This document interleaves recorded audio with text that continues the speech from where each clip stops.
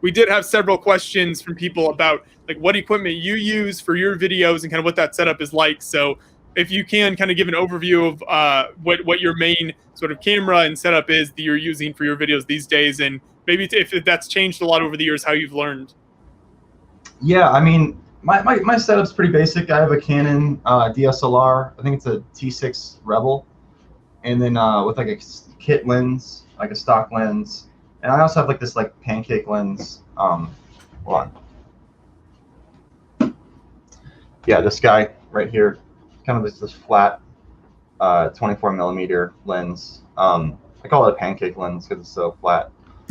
But this allows you to get a lot closer to the Lego bricks, and it kind of gives a wider field of view, so you can really show off your sets. So I use this lens a lot, but then for like close-ups and other things, I'll use the stock kit lens where you can zoom in more. And then, like I said, I use the webcam a lot. The one I'm using right now is a C920 webcam, and it's a Logitech, and you can plug that into Dragonframe, which is the program I use to do image capture, and you can scrub through your footage and take frames and delete frames and kind of see your animation as you're animating, which is a necessity with stop motion.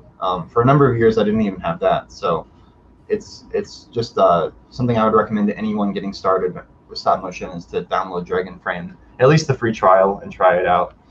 There are other programs that are out there that are free that can do similar things, but Dragonframe is like the industry standard, and it's the best one. But yeah, you plug your camera in, and then you just you start animating, and that's how you get better. I mean, every little thing along the way, you're gonna run into like hundreds of roadblocks, and you're gonna figure out how to traverse those and how to improve, and that'll just make you even more and more valuable as a filmmaker. Yeah, it's kind of that trial by fire type of principle of just the more you do it, the more you figure out and the better you get at it. And right. I'm sure you found that with your own content over the years. Yeah. I wish there was as much resources as there are now out there. Like, because I feel like I would have saved probably like 10, or maybe not 10 years, but I probably would have saved like 5 years of trial and error if I had access to the resources that are out there now.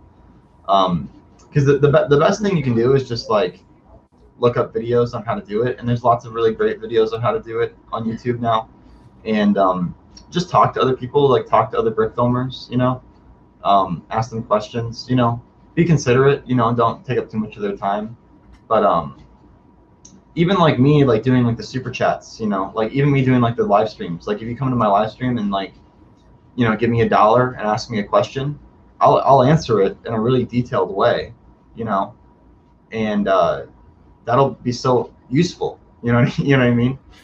Because you don't have to like go through the whole trial and error part of the process. You can actually just get a straight answer from someone who knows exactly what they're doing. So that's pretty awesome. Right, that's the great thing about this type of conversation format of like a long form live streams where people can come in and ask questions, and you don't feel like you're limited on what you answer in terms of time, and you can really go into detail and give them all of that info. But like you said, there are lots of great resources. You've had people like Dave Picken and Dave Pagano who wrote like books on brick filming and stop motion work, and there's just so much stuff out there for people. Are there any particular YouTube channels, obviously all the work you've put out there, are there any other channels that give like tips and tricks, or just kind of in general work that you find inspirational that you would recommend people check out?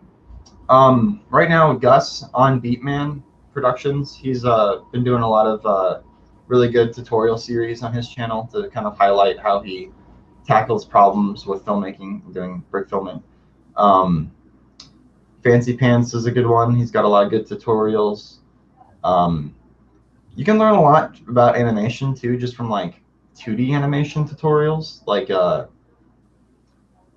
if you look up Happy Harry Tunes or like Harry Partridge, he has some tutorials that are they're all for 2D hand-drawn animation, but a lot of the same principles apply to stop motion.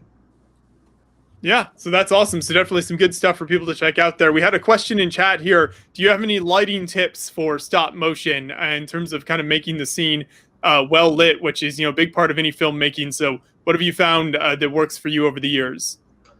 Wow, that's a lot to get into.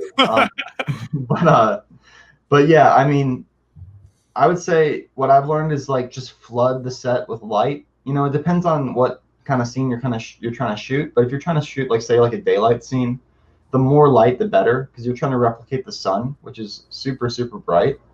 So you want to get like big shop lights, from Home Depot, that are used for working on cars. Just the brightest lights possible, and get like a lot of them, get like 5 of them, and just flood your set with light. That way you can adjust your camera settings to get as much information as possible. Once you bring the exposure so far down, you're allowing more detail into to hit the sensor of the camera. So you don't have to like adjust with gain and have a more grainy image or have a more of a blurry image. It'll allow you to shoot more of your set, and it'll be sharper and more focus and in more detail. The other thing is like, especially when you're shooting with Lego, they're really reflective. So it's good to kind of soften that up with some paper towels. Put some paper towels over the lights. Be careful because you can start a fire. But test some things out, see how things are working. But if you put a paper towel over the shop lights and tape them, then that will be a lot softer than just the harshness of the shop light. And then also another thing is like, you can light the backgrounds like that, but you never really want to light your subject directly with light. The best way to light your subject, like your minifigure, your character, is with like probably LEDs, like bright LED lights, and you want to bounce those off of like a white piece of poster board. Like say if you have your figure and you set up a white piece of poster board in front of them, you can shoot a light going behind them and shoot it and bounce it off that white piece of poster board, and that'll hit the minifigure, and it'll just create this much softer, much more professional kind of like cleaner looking image than if you just were to take the light and just shine it directly on the figures. And that's the thing I only really learned like probably in the last few years. Yeah, so you're always adapting and always learning, which I think is a really important point. It's not something like, okay, I've mastered this now, and there's nothing else I need to know. I think no matter what level you reach, there's always new things you can learn and different ways you can experiment with filmmaking, whether it's the lighting, the cameras, whatever it might be, or the way you set up the characters. And so it's an ongoing process.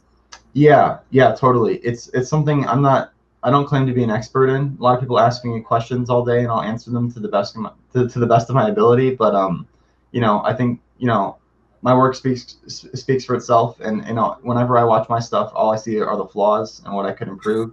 So yeah, it's something I'm constantly always trying to get better at.